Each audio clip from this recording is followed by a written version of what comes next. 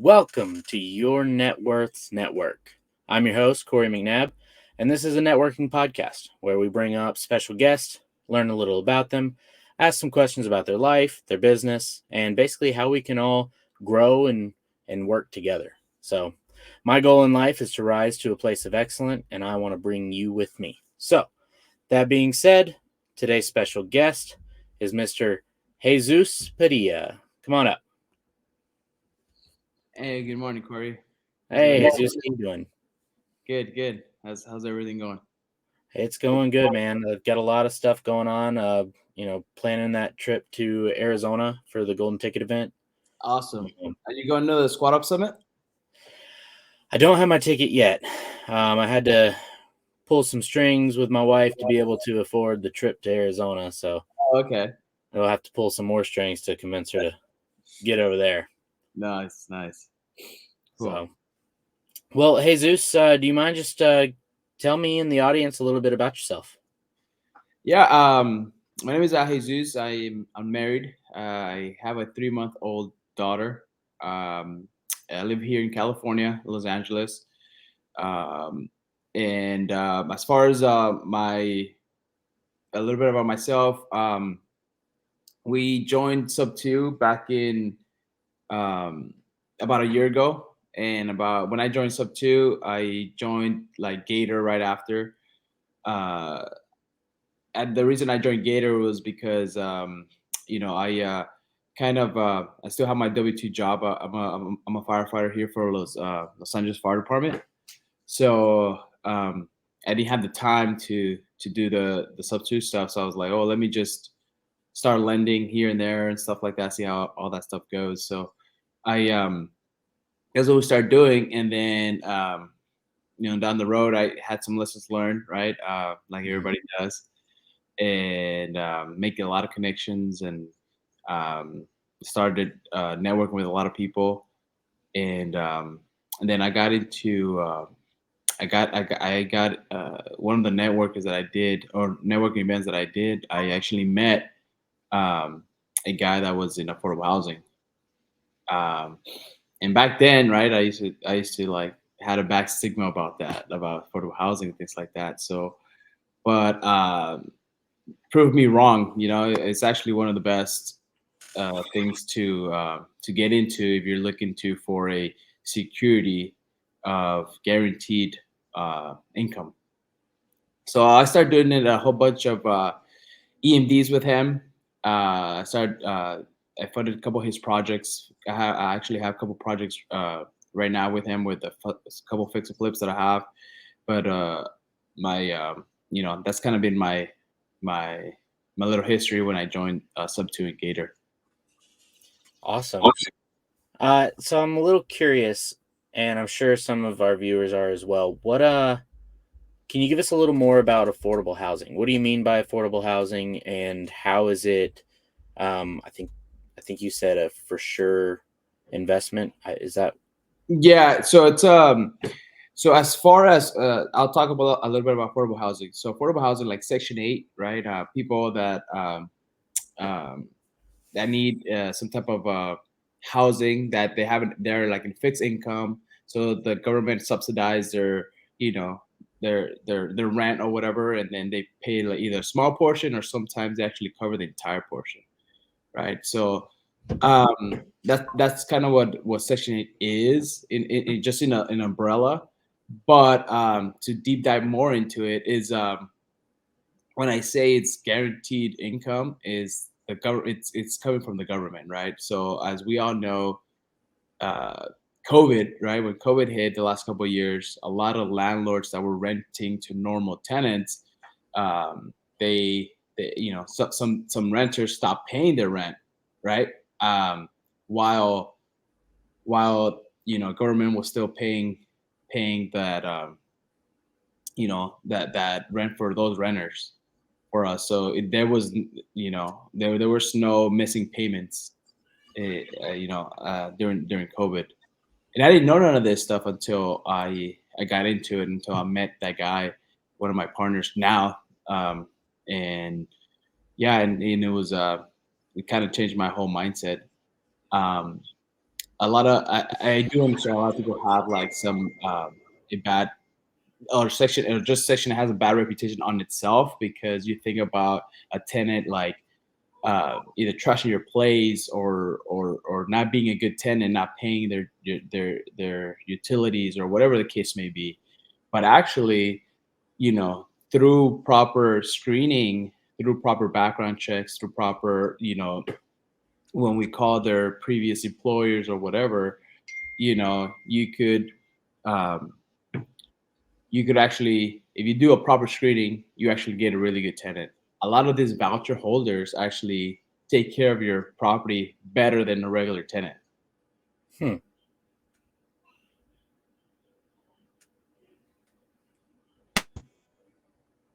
Oh, losing video a little bit. There we are. Can you hear me, Jesus?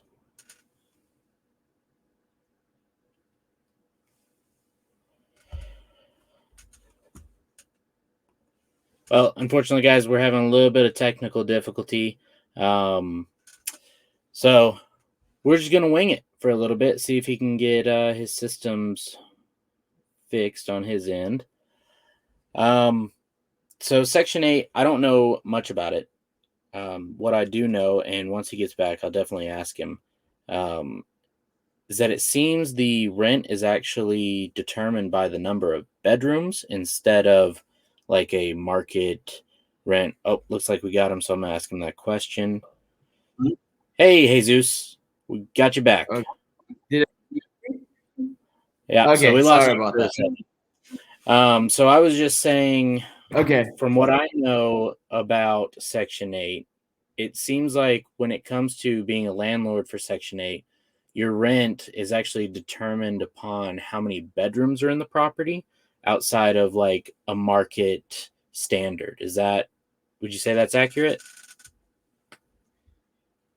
Yeah. So what? It's going to depend what the number of bedroom that voucher holder has, and also depending on you know the fair market area on that, whatever that area is that you're, or whatever market it is, whatever that fair market rent is.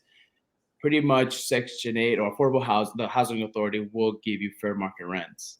So for example, if I'm here in Los Angeles, you know uh, and I live like at a market where fair market rents are anywhere from 2,000 to 2,500. Well, Section 8 will probably pay more like towards the 2,500 range or whatever that fair market rent is. So Okay, we so it's a mixture of both then, of bedrooms and the market. Yeah, they what they do, and also too, right? They take into account the utilities, all utilities, trash, power, utilities. So if landlord will cover that, then they'll give you the max amount, right? Hmm. That's what that's what they kind of they run the numbers and all that stuff. But for the most part, uh, meeting with my partners and things like that, like we combine, we have about almost close to 100 now in Cleveland, and that's our core market because prices of properties there are obviously under 100,000, Mhm. um, and rehabbing and things like that. You could get once all the rehab is done, you could get a tenant within within that month. But also on the other side too is you when you start looking into affordable housing, you start looking into the supply demand, right? So there's a huge demand in that market. For example, if we put our property up in the market by like Thursday or Friday, that's ready to go, that's ready to rent it and ready to get ready for inspection, then by like Monday, Tuesday, we have about 40 to 50 applicants for one property. Wow. So the demand is definitely there. We're obviously in a shortage of housing anywhere. With the inflation and things like that, there's I could see that there's going to be more renters and more people that need that that help from the government and things like that. So yeah, I mean it's a huge demand right now.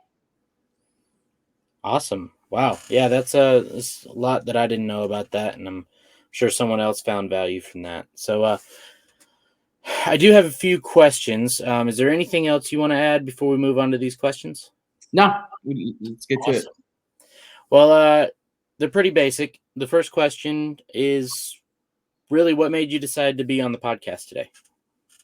Yeah, I mean, I think just my goal this year is to collaborate with more people, to network with more people. Uh, me being in camera is actually one of my weakness, to be honest with you. I'm not a public speaker. I'm none of that. So I was like, this year I'm gonna change that.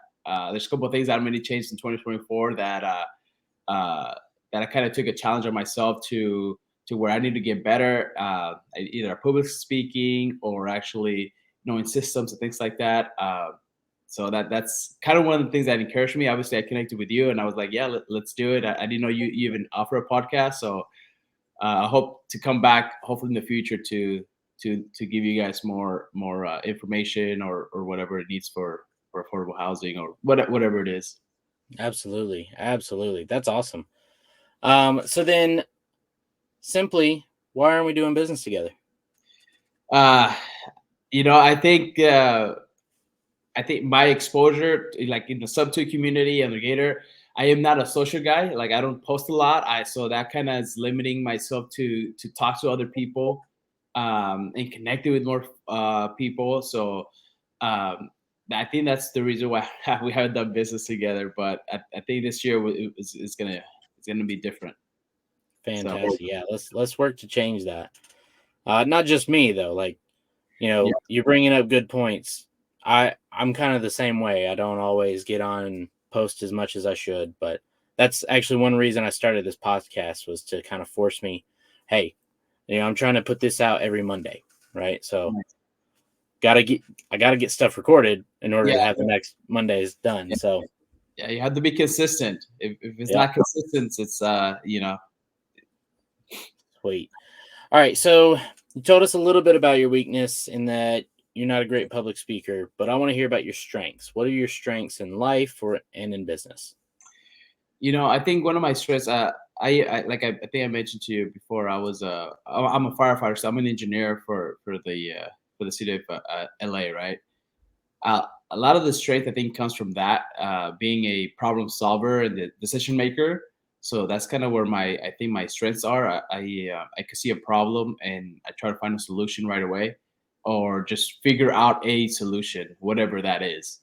Um, and I think I could tie that back into our business model here, or just what I'm doing with Sub Two and Gator.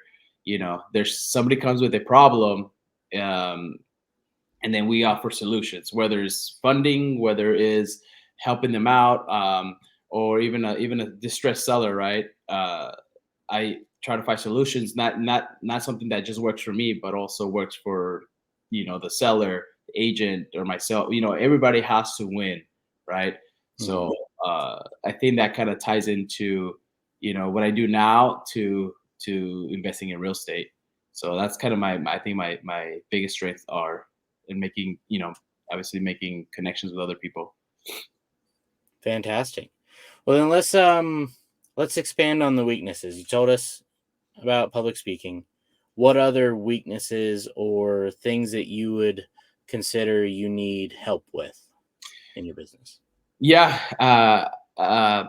One of the things I'm currently doing right now is to find myself an integrator uh, that knows systems, processes, SOPs, things like that, that knows how to work right with the CRM or whatever the case may be. Right. I think every visionary needs a integrator. And my weakness is technology. Right. My weakness is you could teach me all this stuff about you know of how does this lead come from over here all the way to the end of the line, but the backside of it about automations and things like AI and all this other stuff, or how to get a lead from Facebook, if you're doing Google Ads or whatever it is. That stuff, I'm not your guy. I'm not that. Uh, I don't know how to do that stuff in the back end on the CRM, right? Doing automations and triggers and things like that. I'm learning, but I it's like I'm so confused of it. So I think the weakness for me is that in finding an integrator right now in my business that's going to take care of that stuff so we could grow together. Gotcha. So is that you're looking for an integrator to handle that type of stuff, but you also say you're learning. So is it like you want to learn that stuff, or are you just at a point where you don't have an integrator and so you feel like you need to learn that stuff right now? Yeah, I think because I don't have one, I'm kind of forcing myself to learn the back end of the system. But I could say I probably spent hours and hours and hours, and I'm still back at the same, the same learning thing. So uh, as of right now, since um, I have been just trying to learn it because I don't have one yet, and then that kind of ties up a lot of my time instead of focusing on the business that we're doing. I got you. That's what I was about to ask. Do you think you're spending more time learning the systems and the integrator role rather than or over the amount of time you're spending trying to connect with integrators? Yeah, yeah, I think that's the case right now. And I know there's integrators out there that that I just have to reach out and connect with, and but I don't I haven't done that yet. So Gotcha. Okay. Well, excuse me. Sorry. Oh, good night, sweet pea. All right, go, close the door. Yeah. Sorry, my daughter is going down for a nap. Had to come say goodnight. no. I have a 3 and a 1 year old, so um, sorry, that was a tangent. Anyways, the last thing, what would you say you would need help with in the next 30 days to make you money? Um, I think if I find myself that integrator that understands our business model and understands what my vision of what I'm trying to do here with affordable housing, and or even here in California, how to implement that strategy here. Um, I think having that integrator and that an SOP, right, standard operating procedures to be able to make money in the next 30 days. I'm not saying that we will make money right now, but I think it's just going to amplify the opportunities, in the next 30 days. Gotcha. Okay, so to the audience, last week we had Tasheen Collins on, and he actually gave a kind of description about the difference between visionary and integrators.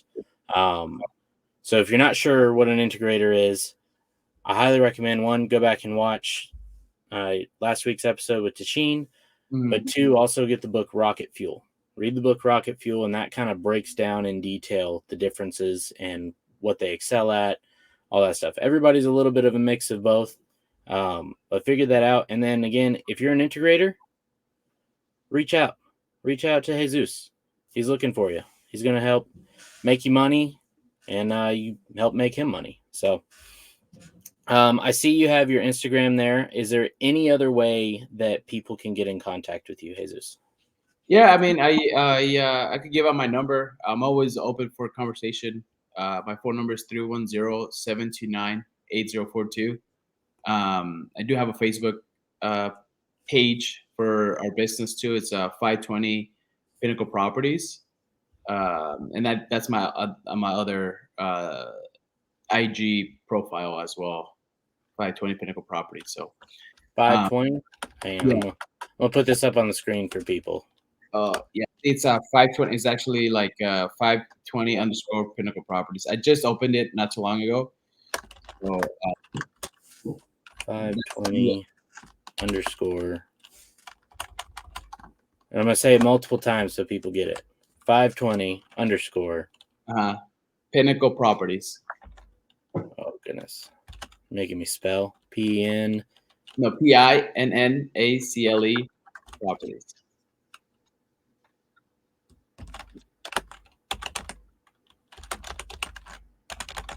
Let's see. Hopefully this isn't wrong. Is that right? Yeah, that's right. Yep. Fantastic. So that's your other Instagram, and is that more your business Instagram? Yeah, that's kind of more my business. I like I said, we just opened it not too long ago. Again, because I'm not a social media guy, I don't post a lot. I don't, I'm not too things on social media. But actually, just talking to other coaches and talking to other people and network with other people. Facebook and Instagram is probably right now one of the best things to have for either one. People reaching out to you or even people bringing business to you, because I think in the next in the from now to the future, like from now on, it's gonna be a lot of people do a lot of stuff on your social media stuff, especially Facebooks and Instagrams and all that stuff. So kind of challenge myself to open up my Instagram for my business as well. So we just started, so hopefully we'll get some traction, and I'll be doing some or talking about Section 8 there, and just I will talk random stuff, stuff that I know and stuff that people could pick my brain and all that. Fantastic. Well, I'll definitely go follow you, and hope audience will go follow you as well and build up your following, and it's gonna be great, man. Yeah, awesome. Thank you. Well, hopefully you like I said, we get to do business together this year for sure. Absolutely. Well, hey, Jesus, I appreciate you coming up. And hopefully we'll have you back on soon. Awesome. All right. It was great talking to you, Corey. Appreciate it. Thanks for All right. Have a good one. All right, brother. Well, guys, that's our show for today. I enjoyed having Jesus up. I think he's got a lot of knowledge. He's talked about he's working on his public speaking. It's just going to get better with time. Repetitions. That's all it is. Same thing I'm doing here, trying to get better. So like and subscribe. We'll have another one out next Monday. Keep in touch, see who's going to be on there. And if you got any comments, any criticisms, feel free to throw them in the comments, and I'll take a look at them. Doesn't mean I'll listen to them, but I'll take a look at them. So until next time, y'all have a wonderful week.